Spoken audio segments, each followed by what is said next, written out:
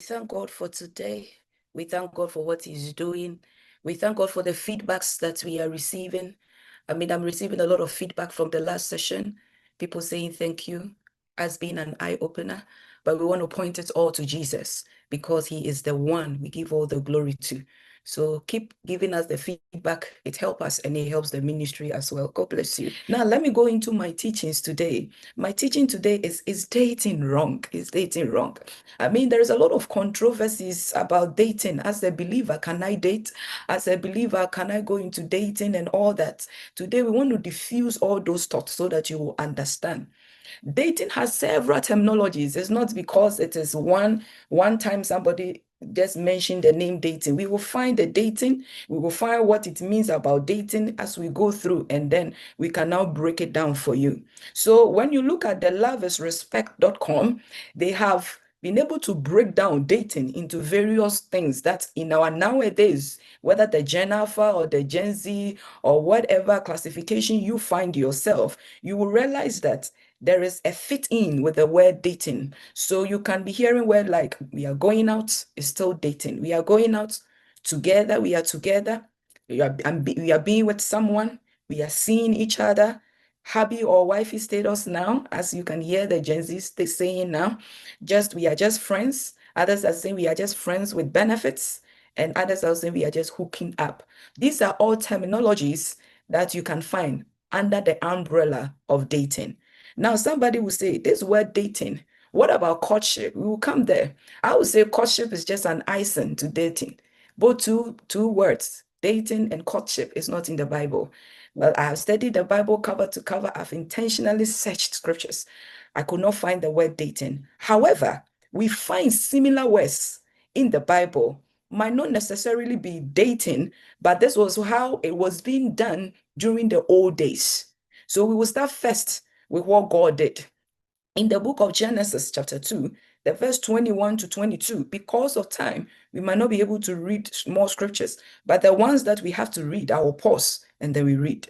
So if you look at Genesis chapter 2, the verse 21 to 22, the word there was brought. So we see God bringing the woman. So one remnant of it is what? Brought, bringing the woman for Adam to what? To accept. So we see that word.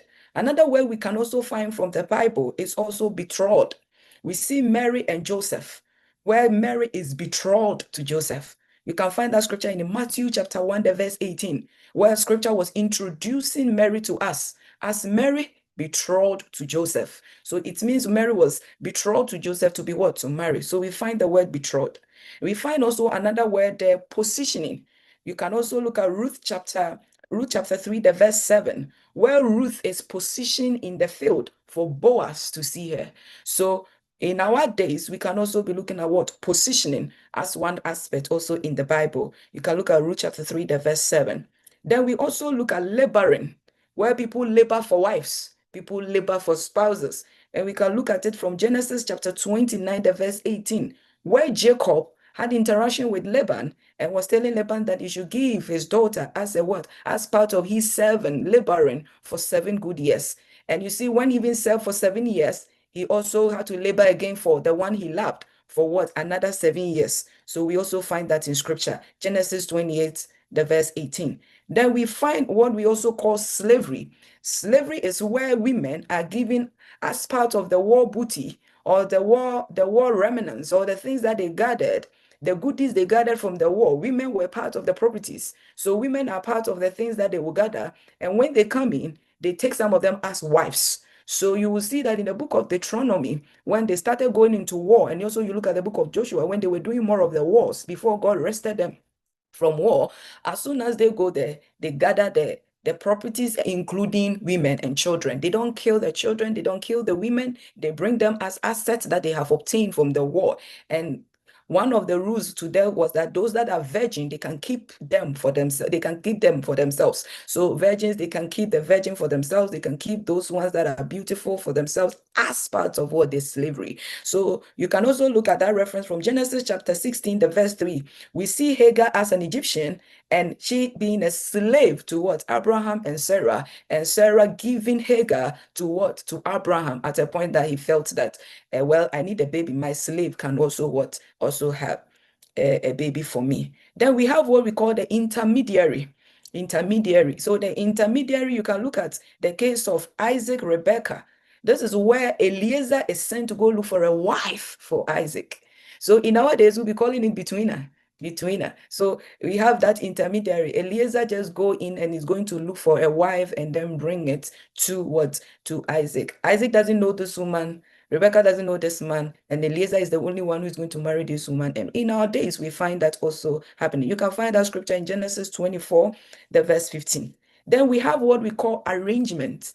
Arrangement, you can look at how Naomi, we see Naomi arranging for Ruth to marry what? Boaz. So he said, Boaz is my cousin, and I think you'll be the good woman for. So we see Naomi prepping what? Ruth on how she needs to go and catch this man. So we see somebody who was making an arrangement. And I want us to look at that scripture. I want us to intentionally read that scripture. Ruth chapter 3, the verse 1 to 5. Ruth chapter 3, the verse 1. I want us to intentionally read that scripture. It said, Then Naomi, her mother-in-law, said to Ruth, my daughter, shall I not look for a security and a home for you? Naomi telling her, you have been with me. It's okay, but I need to get a home for you so that it may be well with you. The two, he said, now Boaz, with those maidens you were walking, is he not my relative? So he's just introducing Boaz to him. Boaz that you have been working with in other maidens, haven't you sight him? He's a relative. Is he not good enough for you? Then we go on. See now, he is winnowing barley at the threshing floor tonight. So wash and anoint yourself with olive oil, then put on your best clothes and go down to the threshing floor, but stay out of the man's sight until he has finished eating and drinking. Then for he said, when he lies down, notice the place where he is lying and go and uncover his feet and lie down. Then he will tell you what to do. So we see Naomi giving her tips of what she needs to do. So that was, and Naomi was arranging that marriage between what? Ruth and Boaz. Number 8 about this that we also saw was separated to prepare. I mean, if I wasn't numbering, that's the 8th one I also saw, where women are separated and they are prepared.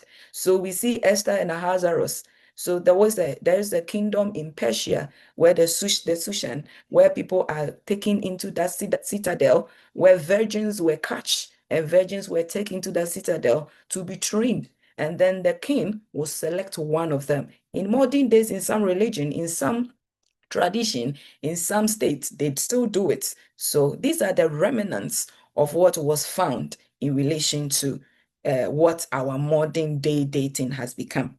Now, these remnants I'm talking about has been a way of life since those old times after creation. Now, just know that in the beginning, Genesis chapter 1, the verse 1 all the way down, when you read the creation story, as part of God's creation was for humans to be fruitful and multiply. Genesis chapter 1, the 26, 27 down. As part of the mandate is to be fruitful and multiply. So as part of the multiplication, there will be settlement.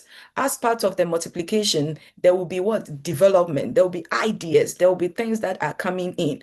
So in our now generation, you will see that men have been able to invent a whole lot of things. For example, aeroplane is not in the Bible. They were not having aeroplane then.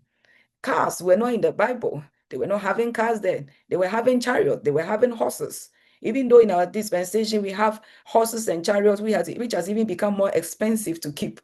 Then they were also not having these helicopters, which is very good for ministry now.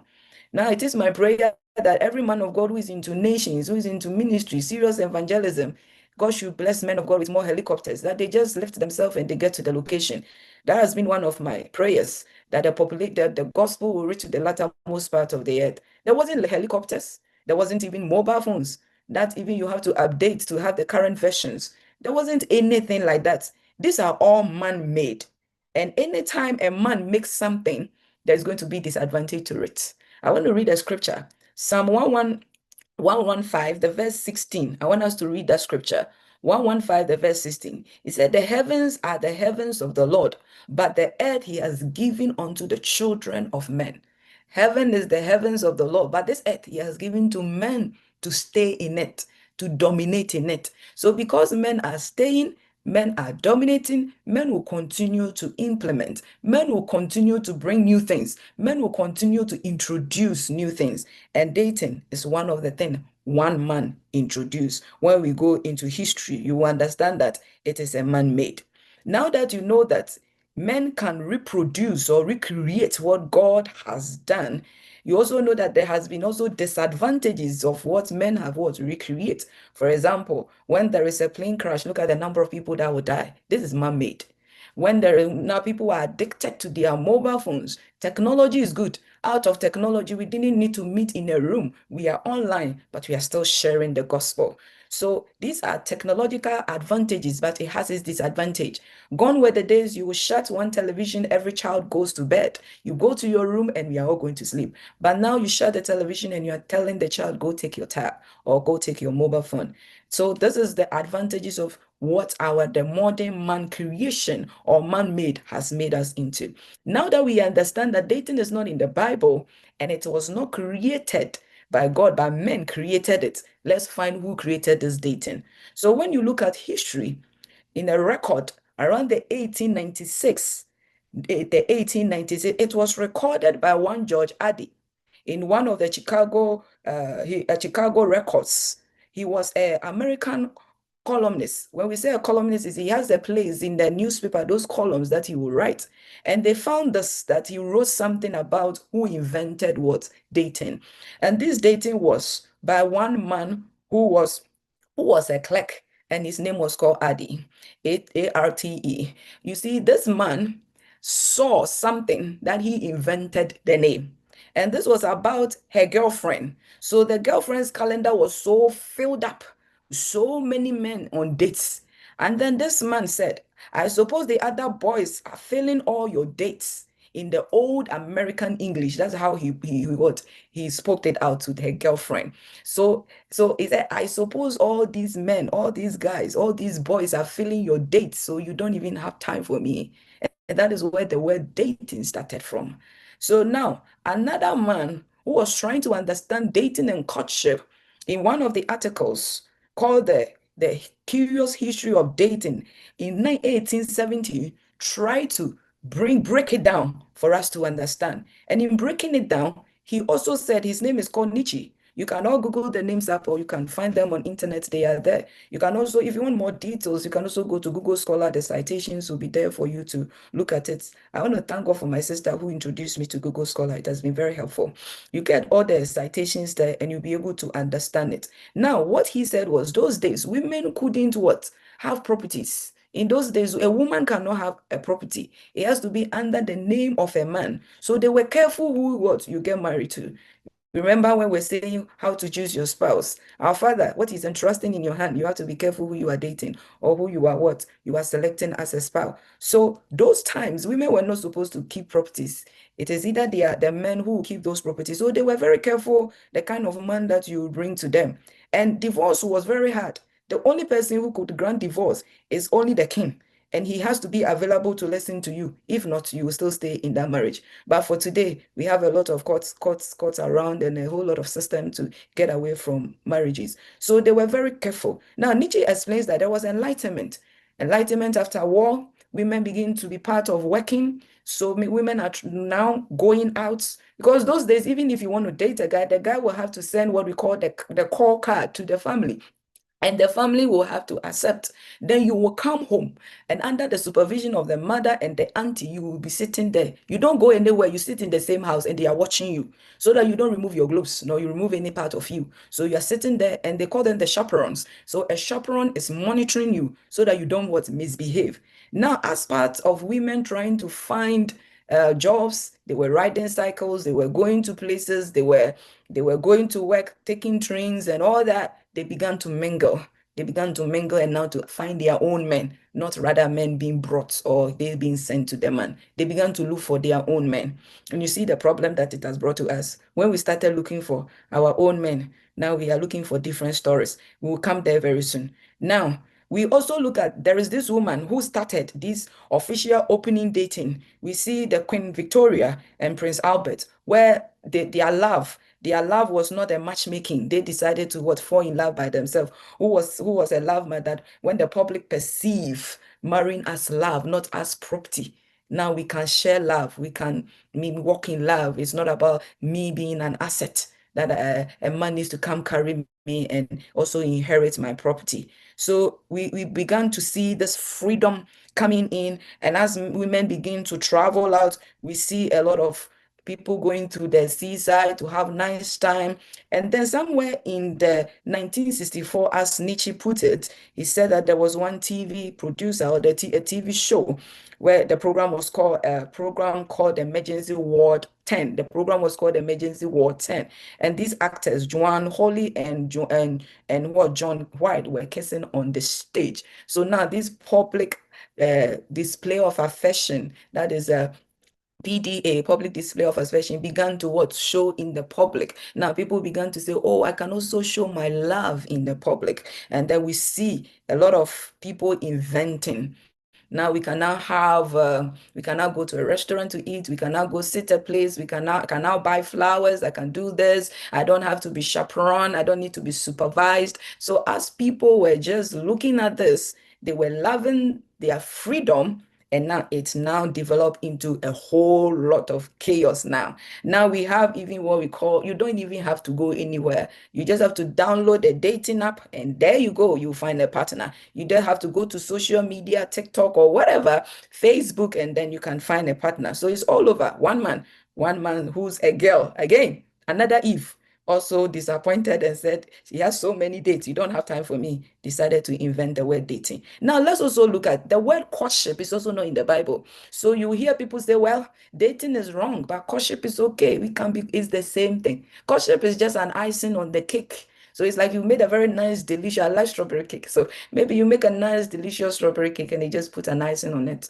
It's just being what? Putting an icing on the cake. Courtship is also not in the Bible. And when they were looking at reports or the artifacts or something like that, trying to break history, there was a man who is a historian, cultural historian, trying to understand this courtship, trying to understand some of these decline during the 20th century, decided to dig archives. And then one of the reports, he's called Alan Carlson, and a lady called Beth Bailey. They put it in one of their audio reports, Miles audio reports, Wandering Towards the Altar. So the decline of American courtship prior to the 20th century. Now, I'm using America because America and British, they were the one that started more of like dating, more of open love, more of all those things. The Ireland, all those people, they started it. That's why I'm focusing more on it. I mean, in Africa, it's a taboo those days to even see for you to be kissing in public. But now in Africa and other places, you can do that. Even in some states, it's prohibited. I know Dubai, you can't kiss in public. I don't know whether the rules have been amended now. Now, so when you look at the 20th century, he said that those courtship, it was almost the same thing where a chaperone need to chaperone you. So wherever you are going, you are having a chaperone going with you. You don't go alone. So they are being with you, they are working with you, they whatever the two of you, you can't be by yourself alone. Somebody needs to chaperone you. And this were around the 18th century and the 19th century when courtship was that. So once the family identify that this is the guy that is going to marry this lady and they bring the guy, they start chaperoning you, the two of you cannot stay in one place alone. You will have to have a chaperone with you. So these are the now words our generation are using. Now I think that our generation even don't want to use courtship anymore. They are now using dating. Sometimes they're even using hookups. Just as I said, we are hanging out, we are hookup, we are just friends with benefit, nothing serious happening. All those ones meaning the very same thing. Now, where does a believer stand on all this one? I don't find courtship in the Bible. I don't find dating in the Bible. Is it wrong? Now, I want to tell you, courtship, dating, whatever it is, as a believer, it's not wrong, but the abuse of it. Let's look at something in 1 Corinthians chapter 10, the verse 23. I want us to read that scripture. 1 Corinthians chapter 10, the verse 23. 1 Corinthians chapter 10, the verse 23. I want to read that scripture for you. 1 Corinthians 10:23 says, all things are lawful, that is morally legitimate, permissible, but not all things are beneficial or advantageous. All things are lawful, but not all things are constructive to character and edifying to spiritual lives. So All things are permissible. Just as I'm telling you, you cannot say you won't drive a car because car is not in the Bible. You cannot say I will not sit in the plane because plane is not in the Bible. You can, but the abuse of it, then you are now going to step aside from what God has ordained for you. So though dating is not in the Bible, courtship is not in the Bible, believers can date. But I'm going to tell you how you need to date as a believer. Believers can go on all the datings you want to go, but there needs to be a certain caveat on it. So I want to show you the Christian way of dating. Number one,